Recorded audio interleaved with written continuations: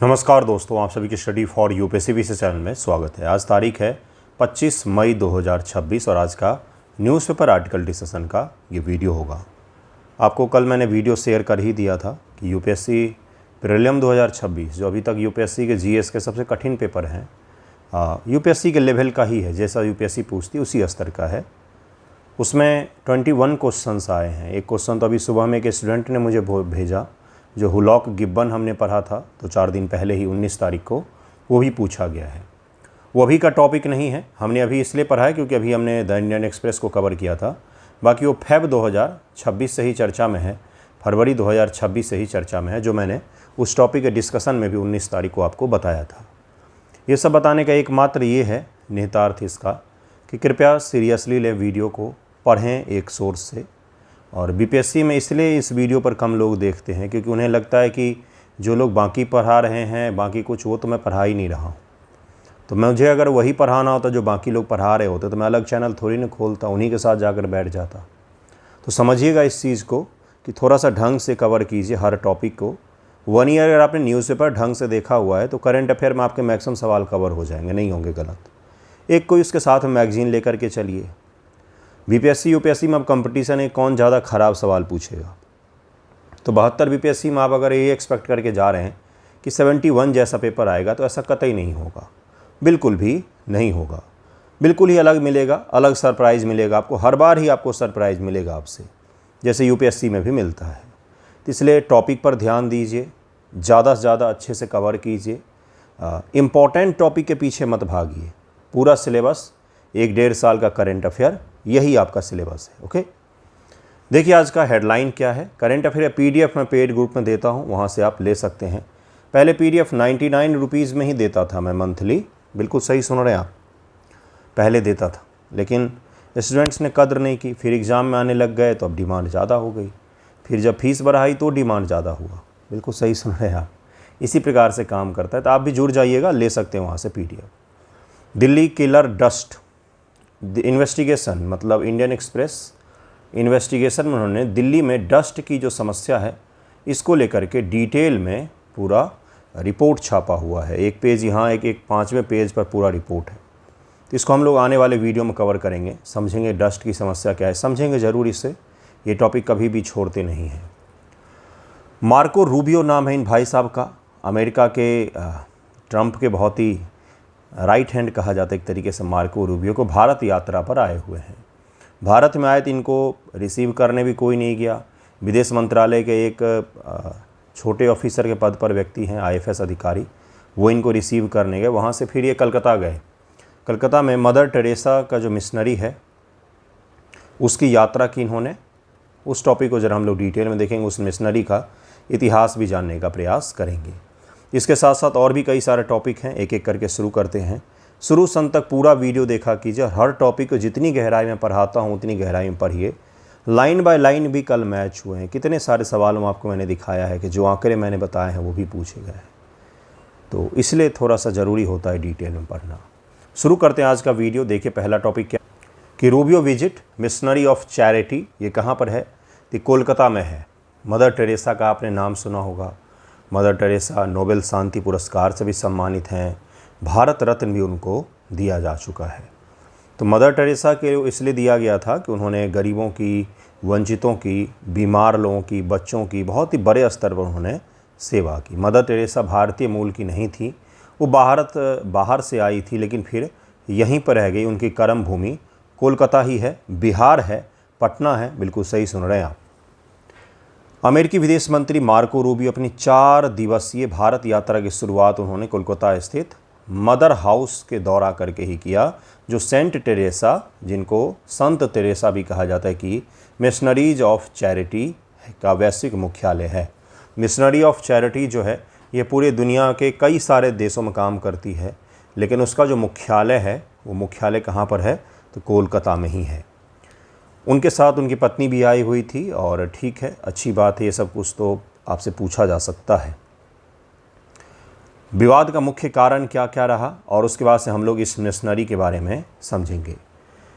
विपक्ष ने आरोप लगाए सरकार पर FCRA, जो क्या है भाई? फॉरेन कंट्रीब्यूशन रेगुलेशन एक्ट, किसी भी संस्था में, एनजीओ में, किसी भी तरीके की चीज़ों में अगर फॉरेन कंट्रीब्यूशन आता है, ध्यान दीजिएगा, इन्वेस्टमेंट अलग होता है, एफडीआई, एफआईआई, एफपीआई अलग होता है एंड कंट्रीब्यूशन अलग होता है, ठीक है।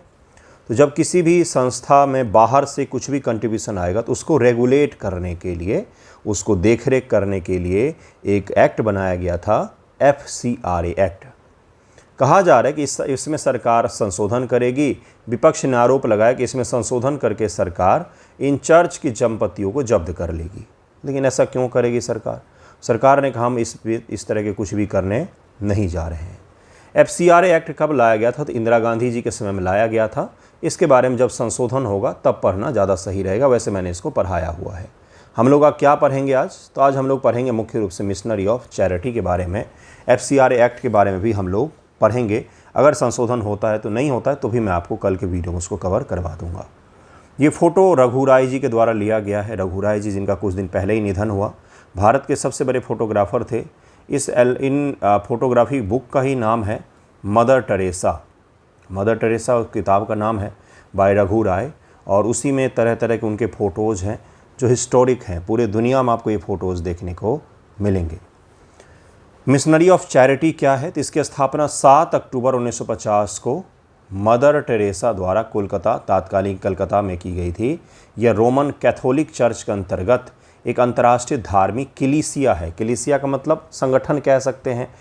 यह धार्मिक शब्द है, ईसाई जो धर्म है उससे लैटिन भाषा से लिया गया है। कलीसा इसको कह दिया जाता है, कलीसिया। तो उसी का एक अंग है, आप मान करके ये चल सकते हैं। इसका मुख्य उद्देश्य समाज के सबसे गरीब, अवांछित, बीमार, अनाथ, मरणासन्न लोगों के बिना किसी भेदभाव के मुफ्त इलाज करना। मदर टेरेसा ने इसे गरीबी में जो सबसे गरीब है, गरीबों में उनकी सेवा के लिए इसको समर्पित किया था। जो पुअर में भी सबसे ज़्यादा गरीब हैं उनकी सेवा के लिए इसको बनाया गया था। ये सवाल पूछा जा सकता है कि इसकी स्थापना की गई, और रोमन कैथोलिक से जुड़ा हुआ है। ईसाई धर्म में दो मुख्य इसके क्या हैं तो अंग हैं, दो प्रकार के हैं। जैसे बुद्धिज्म महायान, हीनयान है, उसी प्रकार से ईसाई में भी इसके दो संप्रदाय हैं। कौन कौन से? प्रोटेस्टेंट होते हैं एक, और एक होते हैं कैथोलिक। कैथोलिक जो हैं, माना जाता है कि यह ज़्यादा धर्म कर्म को मानते हैं, रूढ़िवादिता इनमें ज़्यादा होती है।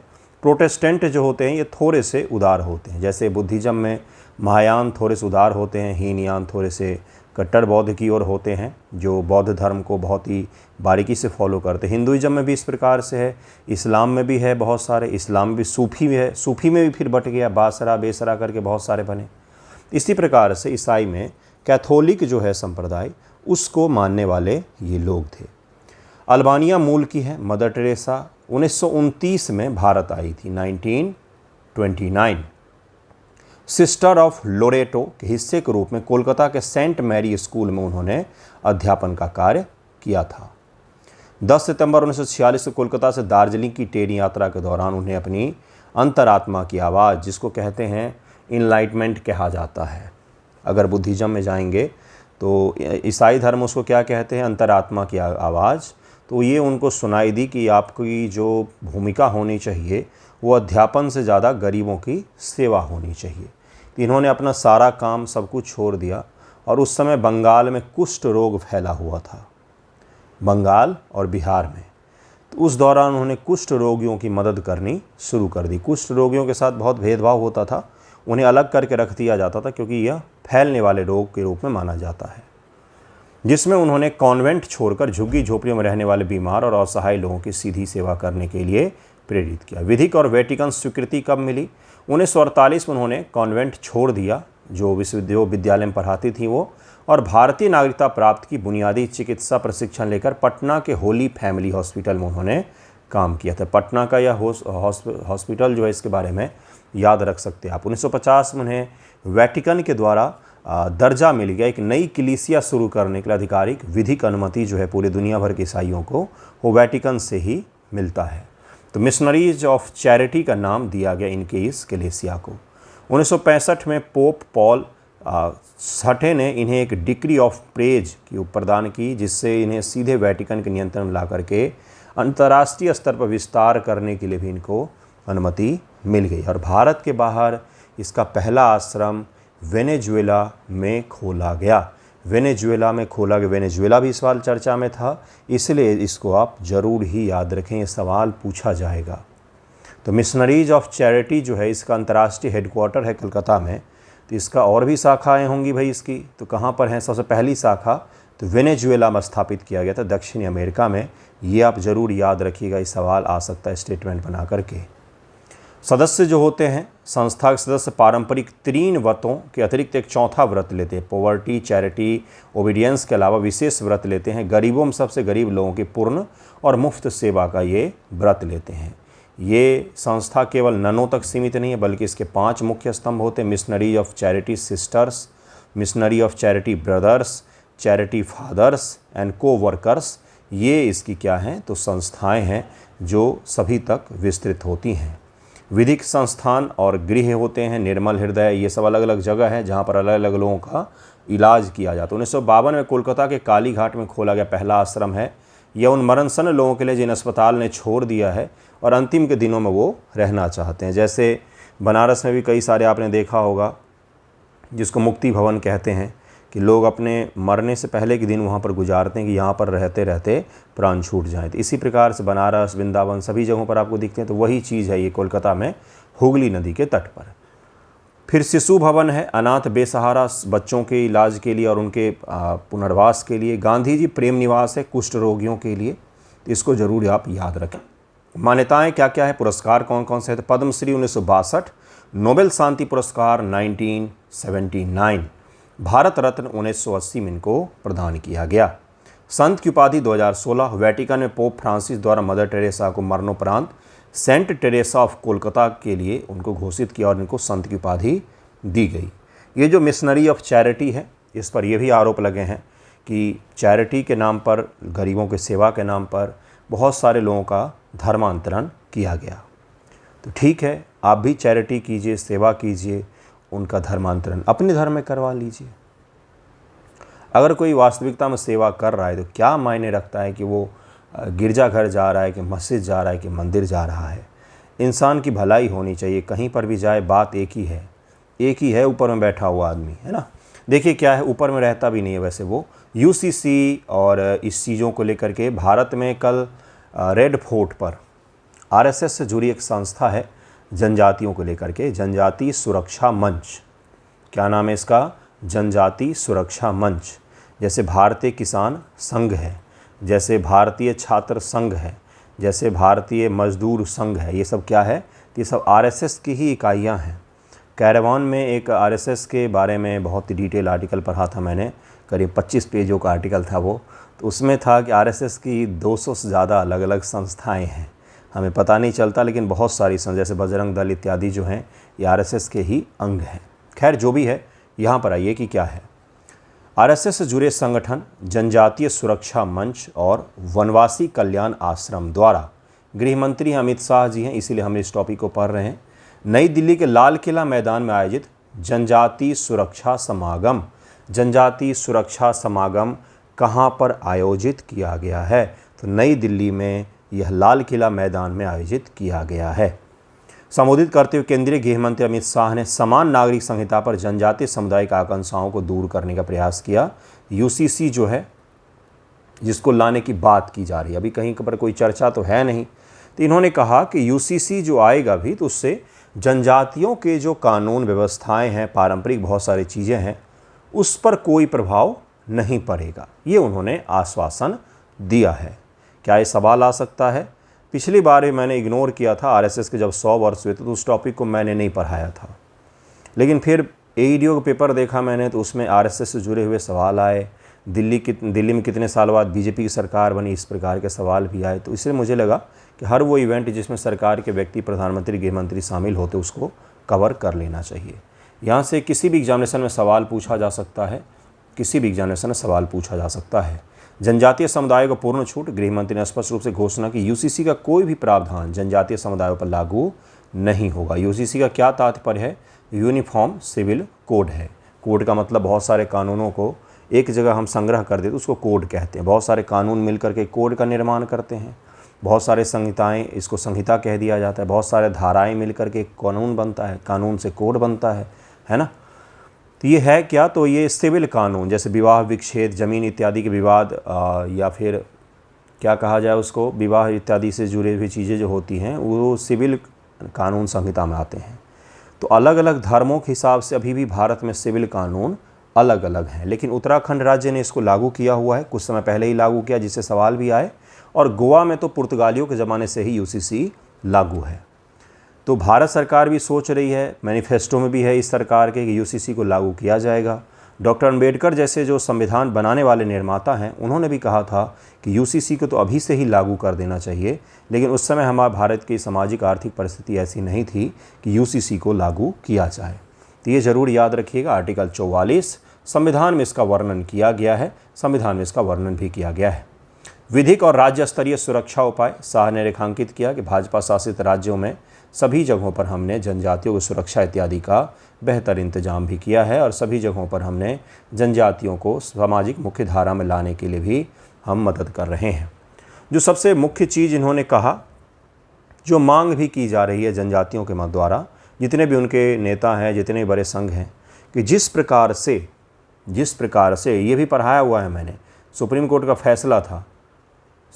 फैसला था कि एससी कास्ट का कोई भी व्यक्ति अगर धर्मांतरण करता है तो उसके एससी स्टेटस छीन जाते हैं, क्योंकि जातिगत विविधताएं और जातिगत जो इशू है वो केवल हिंदुइज्म में है। ये सुप्रीम कोर्ट का फैसला, हमने इसका अध्ययन भी किया हुआ है। इसी प्रकार सब शेड्यूल्ड ट्राइब के व्यक्ति भी मांग कर रहे हैं कि शेड्यूल्ड ट्राइब के लिए भी इसी प्रकार से हो कि अगर कोई व्यक्ति शेड्यूल्ड ट्राइब रहते हुए किसी दूसरे संगठन में, किसी दूसरे धर्म में धर्मांतरण करवाता है तो उसके शेड्यूल्ड ट्राइब का स्टेटस छीन जाना चाहिए।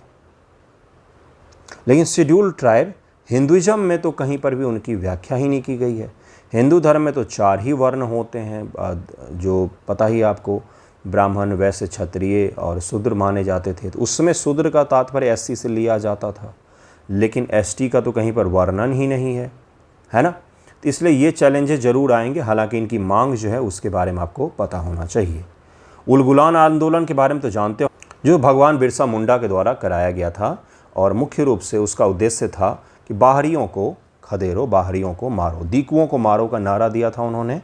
और भगवान बिरसा मुंडा 1899 ईस्वी में उनकी जेल में मृत्यु हो जाती है। उलगुलान आंदोलन वर्तमान के बिहार, झारखंड के इत्यादि के इलाकों में, मुख्य रूप से झारखंड में आप कह सकते हैं कि वहीं पर यह हुआ था। नेक्स्ट टॉपिक जो है, पिछले टॉपिक से एक नॉर्मल फैक्ट पूछा जाएगा, हाल ही में ये सम्मेलन कहाँ पर हुआ है, वन लाइनर में अगर पूछा जाता तो आप उसे कवर सकते हैं।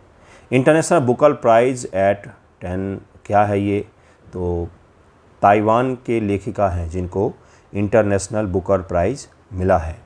बुकर प्राइज़ भारत में भी मिल चुके, भारत के भी 2-3 लेखिकाओं को, जैसे गीतांजलि श्री को मिला था रेत समाधि के लिए, रेत समाधि किताब अगर आपने पढ़ा हो, या फिर हार्ट लैम्प के लिए मिला था, बनु मुश्ताक नाम है शायद उनका। देखते हैं एक एक करके सारे फैक्ट को कि क्या है ये बुकर प्राइज़, किसको मिला है, किस रचना के लिए मिला है, किस विषय पर है ये रचना, किस विषय पर ये लिखा गया है, और सबसे बड़ी चीज़ कि भारत में किनको किनको कब मिला था। इस वर्ष अंतर्राष्ट्रीय पुरस्कार 41 वर्षीय लेखिका यांग सुआंग जी को उनके उपन्यास ताइवान ट्रैवलॉग के लिए दिया गया है। ताइवान ट्रैवलॉग के लिए, ट्रैवल लॉग, वीडियो लॉग होता है वैसे ट्रैवलॉग के लिए दिया गया है। इसमें 2 महिलाओं की प्रेम कहानियों का वर्णन किया गया है। 2 महिलाओं के प्रेम कहानियों का वर्णन है, ये आप ज़रूर विषय याद रखिएगा कि किस सब्जेक्ट पर है ये। 2 महिलाओं की प्रेम कहानी पर बेस्ड यह किताब है, जो समाज की मुख्य धारा से अलग इतर बनने की कोशिश कर रही है।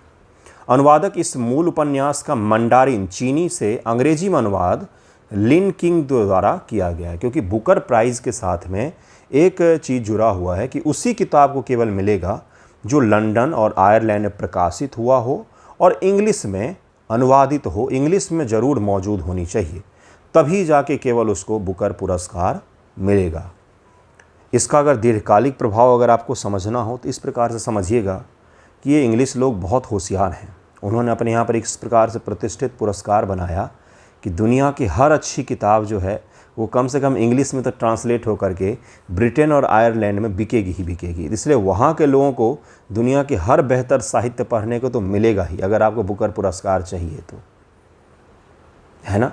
इसी प्रकार से जापान में भी वहाँ के सरकार ने एक पॉलिसी बनाई थी कि जितने भी पीएचडी और प्रोफेसर्स बनते हैं उनको कोई न कोई एक बाहरी किताब को जापानीज़ भाषा में ट्रांसलेट करना पड़ता है, जिससे बाहर का जो नॉलेज है, लिटरेचर है, आर्ट है, उससे वहाँ के लोगों को बेनिफिट पहुँचे। एक छोटा सा पुरस्कार, लेकिन आयरलैंड और इंग्लैंड के लोगों को कितना बेनिफिट मिलता है ना। तो ये ज़रूर याद रखिएगा। ओरिजिनली यह मैंडारिन चाइनीज़ भाषा की है, जिसका अनुवाद लिन किंग के द्वारा किया गया है और इसी को बुकर पुरस्कार इस बार का प्रदान किया गया है।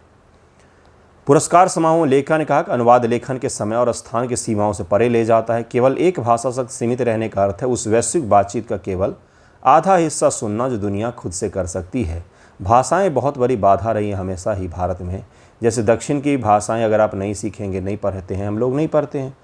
ऐसे ऐसे उपन्यास हैं, ऐसे ऐसे शानदार किताबें हैं जो रामायण महाभारत के सामने स्टैंड कर सकती हैं, खड़ी हो सकती हैं। शिल्पाधिकारम को दक्षिण भारत के सबसे बड़े उपन्यास के रूप में जाना जाता है, लेकिन नॉर्थ में तो उसकी कहानी भी नहीं पढ़ाई जाती है लोगों को। तो भाषाएं बहुत बड़ी बैरियर रही है। इस पुरस्कार के माध्यम से कम ये तो है कि अंग्रेजी में ट्रांसलेट हुआ, तो अंग्रेजी तो आधी दुनिया जानती है। पुरस्कार के बारे में ज़रा आप ध्यान से सुनते हैं, इसको थोड़ा सा विशेष रूप से पढ़िएगा। 2005 में मैन बुकर इंटरनेशनल प्राइज़ के रूप में इसकी शुरुआत हुई थी, मैन बुकर इंटरनेशनल प्राइज़। तब यह एक द्विवार्षिक सम्मान था जो किसी लेखक को उसके जीवन भर के समग्र साहित्यिक कार्य, इंटायर बॉडी ऑफ वर्क के लिए दिया जाता था कि जीवन भर आपने बहुत बेहतर लिखा है, तब आपके अंतिम समय में आपको ये पुरस्कार दिया जा रहा है। लेकिन फिर इसमें परिवर्तन किया गया। इसके शुरुआती प्राप्तकर्ताओं में Ismail Kadare, Chinua Achebe, Alice Munro और फिलिप रोथ जैसे महान लेखक शामिल हैं। ये सब तो अलग ही लेवल के लेखक हैं, अगर आपने नाम सुना होगा तो। 2015 में इसमें बहुत बड़ा परिवर्तन किया गया। 2015 में इस पुरस्कार के नियमों उद्देश्यों में पूरी तरह बदलाव किया गया। अब यह किसी भी राष्ट्रीयता के लेखक की एकल फ्रिक्शन कृति के लिए एक वार्षिक पुरस्कार बन गया। पहले द्विवार्षिक था, लाइफ टाइम में जो आपने कवर किया, जैसे लाइफ टाइम अचीवमेंट पुरस्कार दिया, अब क्या कर दिया गया, वार्षिक रूप से, और कोई भी एक बुक के लिए भी आपको यह दिया जा सकता है, बशर्ते वह मूल रूप से किसी अन्य भाषा में लिखी गई हो, कोई बाहरी भाषा हो और उसका इंग्लिश में ट्रांसलेशन होना चाहिए, और वो यूके आयरलैंड में ज़रूर पब्लिश हुई हो, तभी जाके पुरस्कार आपको मिल सकता है। तो लिखिए किताब और पब्लिश करवाइए यूके और इसमें बेचिए। इस बदलाव के तहत 50,000 यूरो के पुरस्कार राशि लेखक और अनुवादक के बीच समान रूप से विभाजित किया जाता है। ये औपचारिक रूप से स्वीकार करता है कि अनुवादक कोई यांत्रिक सेवा नहीं बल्कि एक रचनात्मक कला है।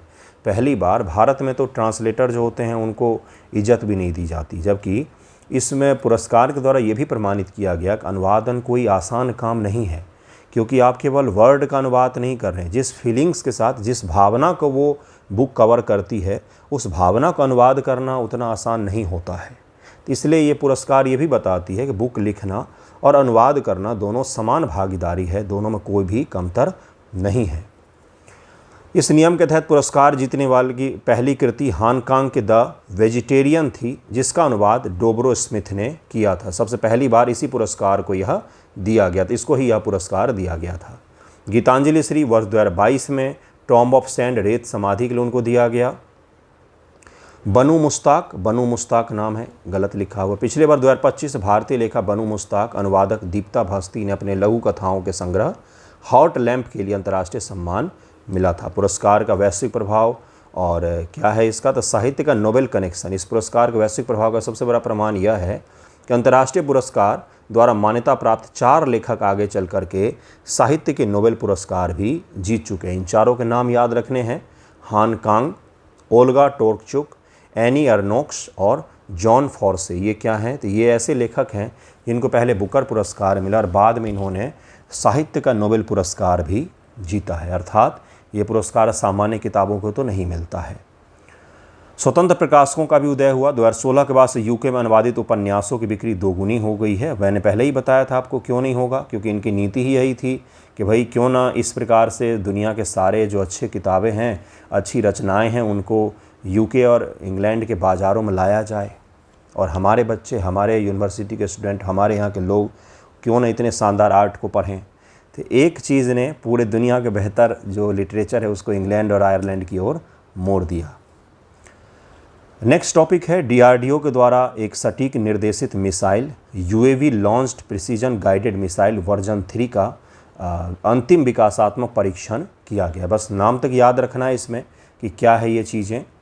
रक्षा अनुसंधान विकास संगठन ने मानव रहित हवाई वाहन यूएवी दागी जाने वाली सटीक निर्देशित मिसाइल ULPGM-V3 हाल ही में चर्चा में रहा ULPGM-V3 क्या है ये? या UAV launched precision guided missile version 3 है ये। इसके विकास के सबसे लास्ट जो परीक्षण है वो हमने पार कर लिया। अब इसका प्रोडक्शन शुरू किया जाए। प्रोडक्शन के बाद आर्मी इसको एडॉप्ट करेगी, अपने यहाँ पर यूज करेगी। कहाँ पर किया गया है? तो आंध्र प्रदेश के कुरनूल में। प्रीलिम फैक्ट, डीआरडीओ परीक्षण रेंज में आयोजित किए। इसके बाद से सशस्त्र बलों के द्वारा उपयोगकर्ता परीक्षण किए जाएंगे। यूजर ट्रायल होगा और यूजर ट्रायल के बाद से इसको जो हमारी आर्म फोर्सेज हैं उसमें शामिल कर लिया जाएगा। इसके 3 संस्करण हैं। वर्जन 3 लिखा हुआ है, तो इसके पहले 2 भी होंगे। वर्जन 1 जो था एक बुनियादी बिना प्रणोदक वाला फ्री फॉल सटीक मिसाइल थी। इसमें वर्जन 2 में से प्रणोदन प्रणाली, अधिक रेंज और मिड कोर्स टारगेट अपडेट भी किया गया। यानी कि जब यह उड़ रहा है, हमने एक बार इसको छोड़ दिया है, बीच में हम इंस्ट्रक्शन दे करके इसके टारगेट को चेंज कर सकते हैं। ये सेकेंड वर्जन में लाया गया था। तीसरा वर्जन तो इससे भी ज़्यादा खतरनाक है। यह नवीनतम संस्करण ज़मीनी लक्ष्यों के साथ साथ हवाई लक्ष्य जैसे दुश्मन के ड्रोन, हेलीकॉप्टर को भी नष्ट करने की क्षमता रखता है। इसमें एक उन्नत मार्गदर्शन प्रणाली भी है जो सेंसर इत्यादि कारण रात में भी यह अचूक सटीक लगा सकते हैं। नाम में प्रिसीजन लगा हुआ, उसका मतलब होता है पिन पॉइंट मार सकता है ये। 2 वे डेटा लिंक, यह मिसाइल 2 वे डेटा लिंक से लैस है। इसका विधिक और परिचालन लाभ यह है कि मिसाइल दागने के बाद भी ऑपरेटर जो हैं इस हवा में इसके लक्ष्य को चेंज कर सकते हैं। ये इसकी खासियत है, ये इसकी सबसे बड़ी खासियत है। एंटी आर्मर वॉरहेड पर भी इसको लगाया जा सकता है। आधुनिक युद्ध टैंक, बख्तरबंद वाहनों को नष्ट करने के लिए। पेनेट्रेशन कम ब्लास्ट वॉरहेड, कंक्रीट के मजबूत बंकर, सैन्य किला को भी भेज सकता है ये। प्री फ्रेगमेंट वॉरहेड या विस्फोट के बाद एक बड़े क्षेत्र में उच्च गति वाले धातु के टुकड़े फैलाता है जिससे जान और माल की ज़्यादा हानि होती है। इस प्रकार का लेथल वेपन है ये। सोचिए ज़रा, अब इसका यूजर ट्रायल होगा, सेनाएं इसको उपयोग करके देखेंगी और यूजर ट्रायल में जब यह सफल हो जाएगा तब इसका प्रोडक्शन शुरू हो सकता है। नेक्स्ट देखिए इसमें क्या है। नेटवर्क केंद्रित युद्ध, सेना के अनुसार आधुनिक युद्ध के मैदान में छोटे और अत्यधिक गतिशील खतरे जैसे सुसाइड ड्रोन, छोटे छोटे कामिकाजा ड्रोन होते हैं, उनको अटैक करने के लिए हम भारी भरकम आकाश मिसाइल या S-400 का उपयोग नहीं कर सकते हैं क्योंकि वो इकोनॉमिक रूप से सही नहीं होगा। जैसे हमने देखा ईरान वॉर में, हमने देखा कि अमेरिका के द्वारा पेट्रॉइट और थार्ड जैसे सिस्टम का उपयोग किया जा रहा था, इसके कारण से अमेरिका को भारी आर्थिक क्षति हुआ। $20,000 का ड्रोन है कामिकाजा, उसको मारने के लिए करोड़ों डॉलर के मिसाइल फायर करने पड़ रहे हैं। तो इस प्रकार के जब स्थिति बन जाए तो वहाँ पर ये हमारी मदद करेगा। इससे निपटने के लिए मिसाइल मील का पत्थर है। यह नेटवर्क केंद्रित युद्ध को सक्षम बनाता है जहाँ ड्रोन, सेंसर, कमांड सिस्टम वास्तविक समय में रियल टाइम में एक साथ मिलकर के एक लक्ष्य की पहचान करते हैं और उसको मारते हैं, उसको हिट करते हैं। तो इस प्रकार से हमें मदद करेगा। कहाँ पर मदद करेगा आपको क्लियर हो गया होगा कि कहाँ पर ये हमें मदद करेगा। जो न्यू वॉरफेयर है, इलेक्ट्रॉनिक्स वॉरफेयर एंड जो ड्रोन वॉरफेयर है, उसमें यह हमारी मदद करेगा। छोटे छोटे ड्रोन को गिराने के लिए अब बड़े चीज़ों को थोड़ी न लाएंगे हम, है ना।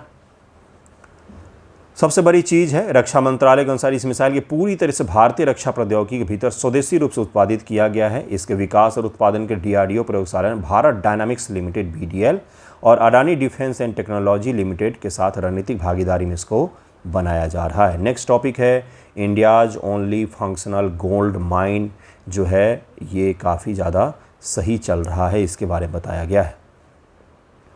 देखिए क्या है, भारत वर्तमान व्यावसायिक रूप से संचालित होने वाला एकमात्र कार्यात्मक सोने की खदान है। यह कर्नाटक सरकार के स्वामित्व वाला एक राज्य सार्वजनिक क्षेत्र का उपक्रम है जिसे द हट्टी गोल्ड माइंस कंपनी लिमिटेड के नाम से जाना जाता है। द हट्टी गोल्ड माइंस कंपनी लिमिटेड के रूप में जाना जाता है। अंतर्राष्ट्रीय बाजार भू राजनीतिक कारकों के कारण से सोना की प्राइस में वृद्धि आई है और इसको बहुत ज़्यादा लाभ मिला है। अब इसके लाभ हानि से जुड़े हुए तो सवाल आएंगे नहीं आपसे, है ना। क्यों पूछेगा भाई, ज़्यादा से ज़्यादा इस माइन का नाम याद रखेंगे। कर्नाटक सरकार का है, ये भी आपको याद रखना है, क्योंकि कर्नाटक गवर्नमेंट की यह पीएसयू है। देखिए यहाँ पर लिखा हुआ है, कर्नाटक सरकार के स्वामित्व वाला एक राज्य सार्वजनिक क्षेत्र का उपक्रम है। जिस प्रकार से केंद्र सरकार के पीएसयू हो तो वो एनजीसी, बीएल और कोल इंडिया इत्यादि इत्यादि, उसी प्रकार से यह राज्य सरकार के स्वामित्व वाली कंपनी, इसका नाम है द हट्टी गोल्ड माइंस लिमिटेड, HGML इसका नाम है।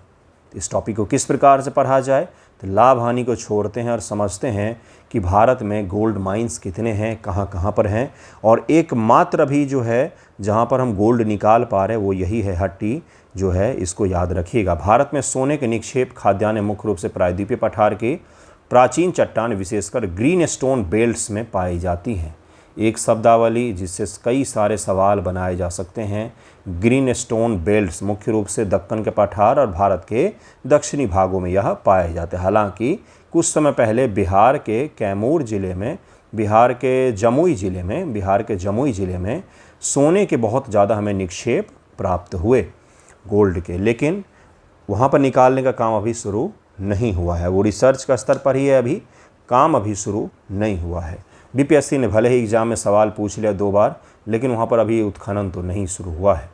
भारत के कुल प्राथमिक स्वर्ण उत्पादन का 99% से अधिक हिस्सा के लिए कर्नाटक राज्य से आता है। यानी कि भारत में अगर 100 केजी गोल्ड का उत्पादन होता है तो 99 केजी एक ही राज्य से आता है, जिसका नाम क्या है, Karnataka.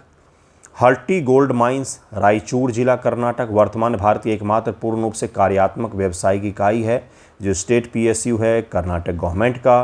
Kolar gold field KGF movie के कारण से इसका नाम जान गए होंगे आप। यह भारत की सबसे प्रसिद्ध, दुनिया के सबसे गहरी सोने की खदानों से एक है।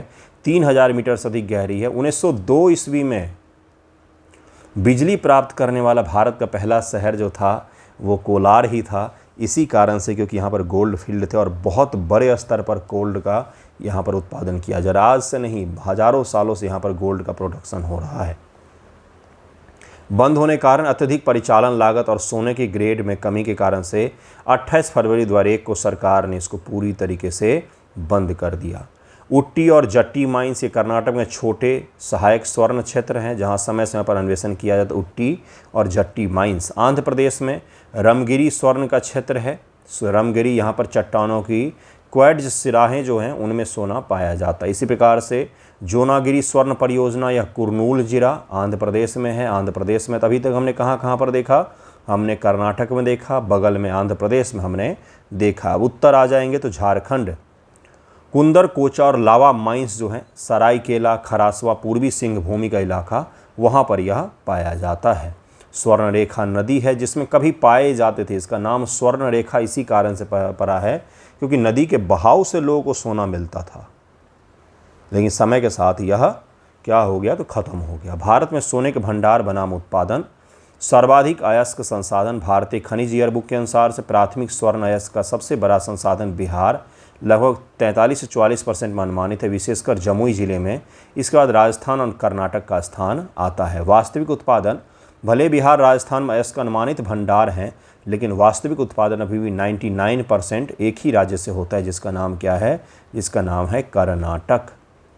अब ये मुकेश सिंह हैं, इतना शानदार इन्होंने काम किया कि केंद्र सरकार ने इनको कैडर चेंज करके मणिपुर का डीजीपी बना दिया। ये यूपीएससी में सेंट्रल गवर्नमेंट और यूनियन टेरिटरी जो सेवा है उसके लिए ये आईपीएस के पद पर तैनात हुए थे, लेकिन अब इनका चयन इनको कैडर के इतर भी ट्रांसफ़र करते हुए मणिपुर का डीजीपी बनाया गया है। केंद्र सरकार की कैबिनेट की नियुक्ति एसीसी ने लद्दाख के पुलिस प्रमुख मुकेश सिंह के अंतर कैडेट प्रतिनियुक्ति को मंजूरी दे दी है। सार्वजनिक हित में एक विशेष मामले के रूप में उन्हें 3 वर्ष की अवधि के लिए मणिपुर भेजा जा रहा है, जहां उन्हें मणिपुर का नया पुलिस प्रमुख नियुक्त किए जाने की पूरी संभावना है। डीजीपी बनाया जाएगा इन भाई साहब को, मुकेश सिंह नाम है इनका। 1996 बैच का आईपीएस अधिकारी है। वर्तमान में AGMUT cadre Arunachal Pradesh, Goa, Mizoram union territory का जो कैडर है उसमें इनकी नियुक्ति थी, लेकिन अब इनको कैडर बैंड चेंज करके मणिपुर भेजा जा रहा है। सिंह मूल रूप से जम्मू कश्मीर के कैडर का अधिकारी हैं। वर्ष 2019 में अनुच्छेद 370 निरस्त होने और राज्य केंद्र शासित प्रदेशों में विभाजन के बाद जम्मू कश्मीर कैडर की पूरी तरह से AGMUT कैडर में विलीन कर दिया गया, तो जम्मू कश्मीर कैडर भी अब ख़त्म हो गया है, उसको विलीन कर दिया गया है। इन्हीं अरुणाचल और ये सब जो कैडर है इसी में उनको मिला दिया गया है, यूनियन टेरिटरी वाले में।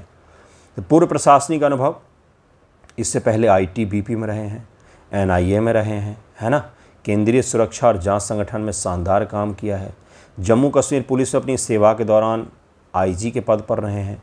जम्मू रेंज के अतिरिक्त महानिदेशक ADGP भी रहे हैं, है ना। इतने शानदार पदों पर रहे हैं। तो अब इनकी नियुक्ति कहाँ पर की जा रही है, तो मणिपुर में की जा रही है। किनके जगह पर की जा रही, तो राजीव सिंह जो हैं मणिपुर के निर्वाचन पुलिस प्रमुख DGP राजीव सिंह को केंद्र सरकार के द्वारा कैबिनेट सचिवालय में सचिव सुरक्षा के पद पर नियुक्त किया जा रहा है, जिससे मणिपुर में DGP का पद रिक्त हुआ, तो इनको वहाँ का DGP नियुक्त किया जा रहा है। पद सचिव सुरक्षा का कार्यक्षेत्र क्या क्या होता है, तो ये अधिकारी विशेष SPC का प्रशासनिक प्रमुख होता है। SPG स्पेशल प्रोटेक्शन ग्रुप जो प्रधानमंत्री जी की सुरक्षा करता है उसका प्रमुख होता है, तो उसी के पद पर इनको लगाया जा रहा है। तो सारा टॉपिक ध्यान में रखिएगा। बहुत सारे टॉपिक हैं आज के जिसको हम लोग कल कवर करेंगे, जैसे साइप्रस। उसके अलावा एक और टॉपिक है border fencing, smart border fencing, Pakistan and Bangladesh, मुख्य रूप से बांग्लादेश के साथ विवाद है। और उसके अलावा और भी 2 टॉपिक हैं, दिल्ली डस्ट भी हम लोग कवर करेंगे। तो कल के वीडियो में बाकी का कवर करेंगे। धन्यवाद आप सभी का वीडियो देखने के लिए। आई होप आपको वीडियो पसंद आया होगा। कमेंट करके अपनी प्रतिक्रिया ज़रूर ही दीजिएगा। Thank you.